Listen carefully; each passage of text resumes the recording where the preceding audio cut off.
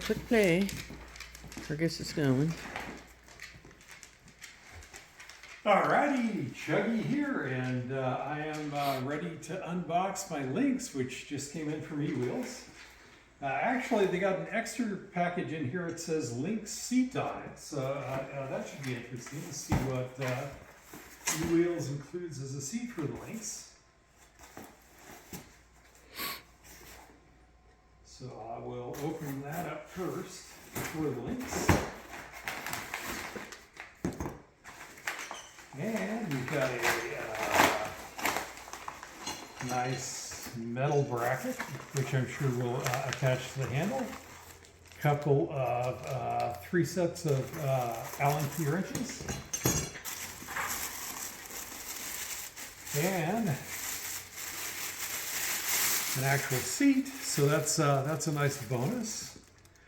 And let's get to the Lynx itself.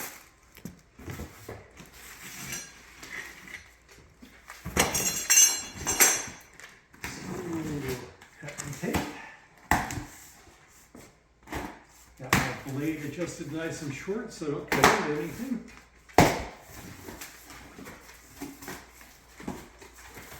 Two boxes, one outside, one inside.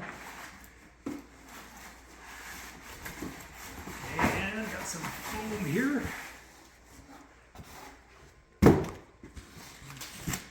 And we got lots of Velcro for attaching power pads. Hope there'll be some power pads in here too.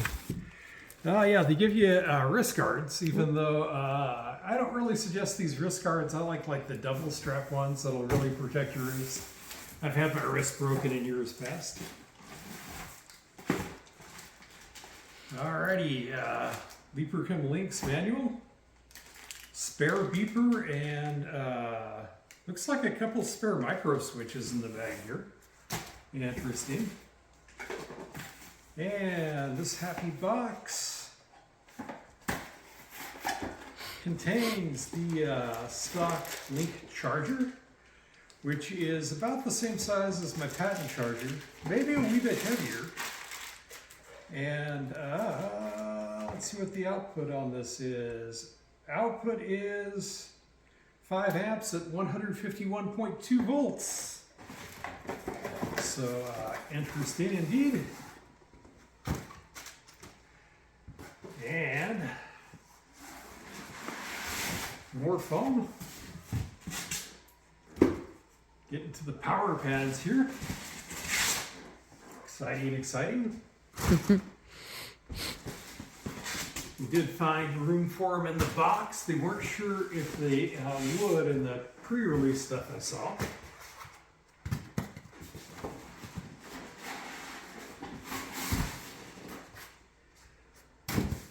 And more power pads.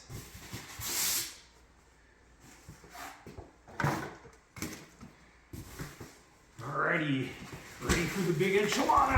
Oh, no, one more thing before the big enchilada. Spare inner tube. Interesting. I hadn't got a spare inner tube with the wheel before. And this is power pad stuff in case you didn't want to use the stock Lynx foot pads. So, big enchiladas! Ooh. Maybe heavy. Do you need some help? I think I'll get it. Here. Ooh. And there we go. Looks a lot like a Veteran Patton, only taller. And I am super stoked to see how this thing is going to ride. Get rid of my happy warning sticker here. Oh. Going to have to get some adhesive remover. This thing actually looks quite a bit wider.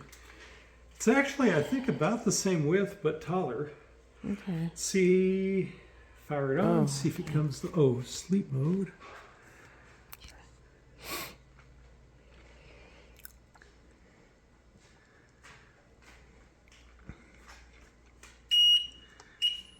And there it is. Yeah, it gave a 10-second, you had to hold in the button to get it up. It's actually showing full bars and ready to ride. I'm just going to stand on it next to the door here. Oh, okay. Street tire, yeah, it's got some tread to it. I really wanted the knobby, but what they had in stock was the street, so.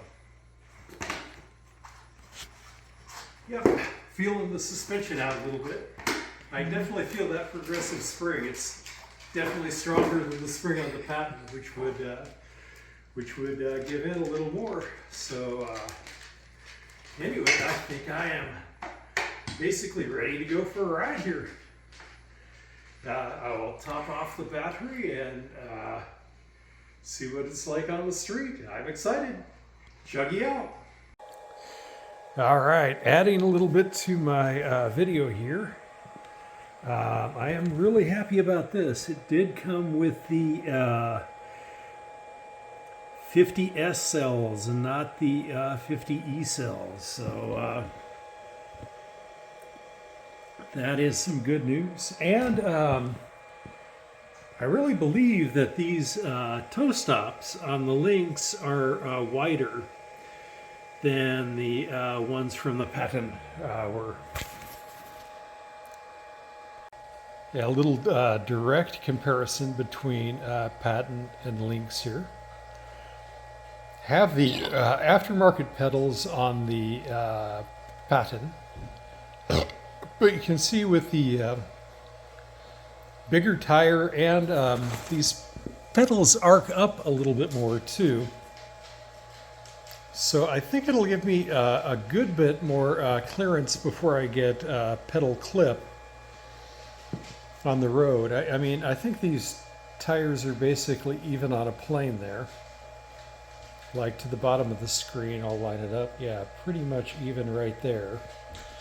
So I think I could get over a bit bigger rock before I got pedal clip on the Lynx, which is kind of what I'm hoping.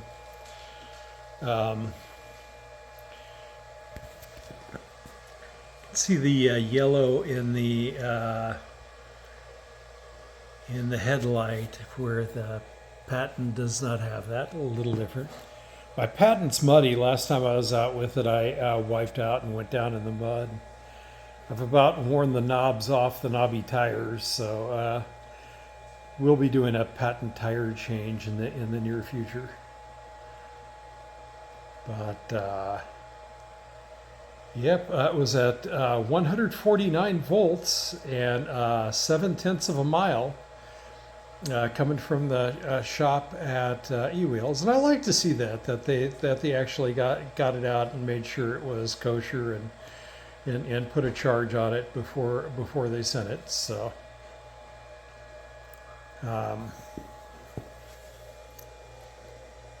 rim there with the space.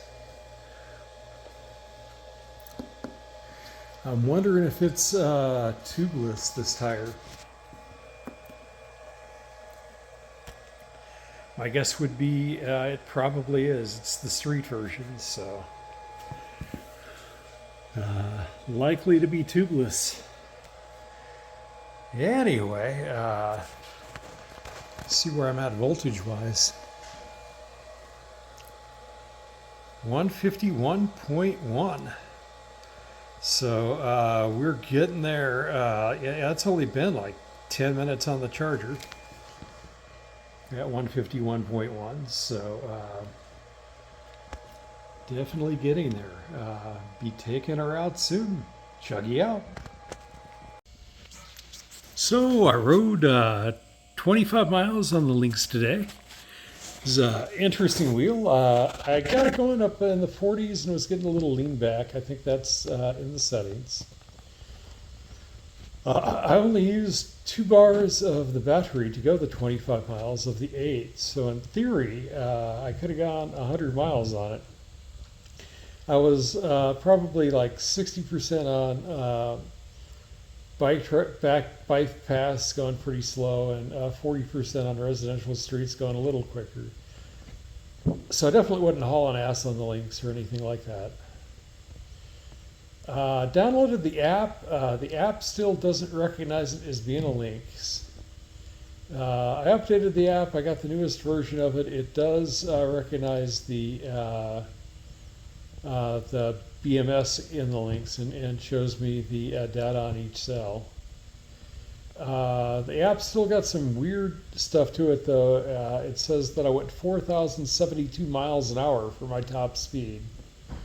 So there's the app is still a little clunky and needs to be worked out for the Lynx, but I'm one of the first people that the Lynx has been shipped to, so there you go. You can kind of expect that. Oh, I went and I installed the seat that they gave me from eWheels. It's pretty neat. It's on this little frame, and it opens up like so, and it closes and locks into the back frame there. Only issue is that in order to use the trolley handle, you got to lift the seat first, so it's kind of like a two-step deal. But I guess you could get used to that pretty easy. And I'll have to try some seated riding now that I've got the seat on. The light's super bright, brighter than the Patton. Ronway mentioned that you do get some dirt on the wheel when you ride it, and I just hit a couple of pretty minor puddles, and yeah, you can see it did spray some mud on it. So there's definitely some truth to what Ronway was saying about the dirt on it. Differences from the Patton. I noticed like these corners and stuff like down here are a little bit more well-rounded and stuff and less likely to catch edges and stuff. So that's pretty nice. I noticed the trolley handle is almost twice as big around as the one on the Patton, which feels nice in the hand. There's my heat gun. When I got it, I put heat on the Velcro before I put it on. Oh yeah, that's another thing. The Velcro was very nice. It was all laser cut to fit just perfect. So the Velcro worked out real nice with the installation. Trying to think what else.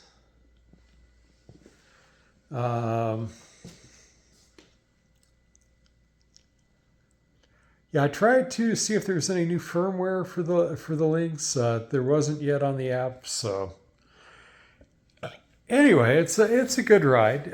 Yeah, as I said, I did have to throw my weight a little bit more into going around a curve with it than I did the Patton, but that's to be expected.